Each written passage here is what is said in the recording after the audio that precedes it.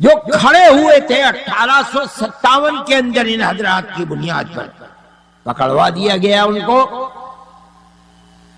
اور دو روایتیں ہیں، ایک تو یہ کہ انہیں زندہ کو بھٹی میں آگ کی ڈال کر جلا دیا گیا، اور کچھ لوگ کہتے ہیں کہ ان کے ہاتھ اور پیر باندھ کر گھوڑے کے پیر میں، اور انگریز اس کے اوپر بیٹھ کر کے اس نے گھوڑے کو دوڑایا، زندہ کے ہاتھ پیر کے ٹکڑے ٹکڑے ہو گئے.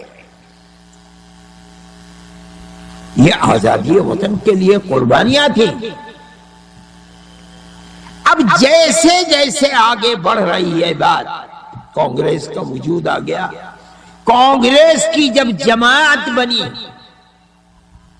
تو یہ تو انگریز نے بنوائی تھی، اور کانگریس کے اندر جو لوگ شریک تھے وہ اس زمانے کے پڑھے لکھے لوگ تھے اور غیر مسلم تھے. تو حضرت گنگوہی رحمت اللہ علیہ سے ایک شخص نے، کسی نے سوال کیا کہ نیچریوں کی ایک جماعت آئی ہے کانگریس، کیا مسلمانوں کے لیے اس میں شرکت جائز ہے؟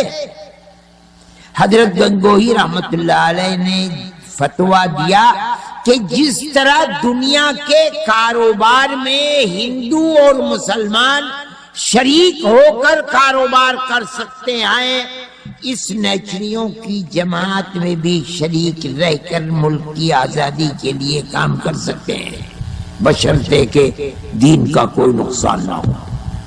اس فتوے کا نام ہے نصرت الابرار. کچھ تاریخ کی کتابیں پاکستان سے چھپی ہیں، اس میں اس کا چربہ ہے، اور ہندوستان کی پرانی لائبریریوں کے اندر بھی ہو سکتا ہے ملے. لیکن تاریخ کے لکھنے والے یہاں یہ سوال کرتے ہیں کہ 1857 کے جہاد کے اندر یہ تو شریک تھے، حضرت گنگوہی تو انگریز کی جیل میں بند ہوئے تھے، اور اس کی توقع نہیں تھی کہ ان کو پھانسی نہیں ملے گی، لیکن کچھ جاننے والے لوگ تھے، انہوں نے ان کو بچوا دیا. یہ آدمی جو سن 57 کے جہاد میں شریک تھا، خود کیوں نہیں جہاد میں شریک ہوا؟ پھر جواب دیتے ہیں کہ یہ لوگ آزادی وطن کے لیے انتہا پسند تھے، آزادی وطن سے کم کسی مطالبے پر راضی نہیں تھے، اور کانگریس کا وجود آزادی وطن کے لیے نہیں تھا.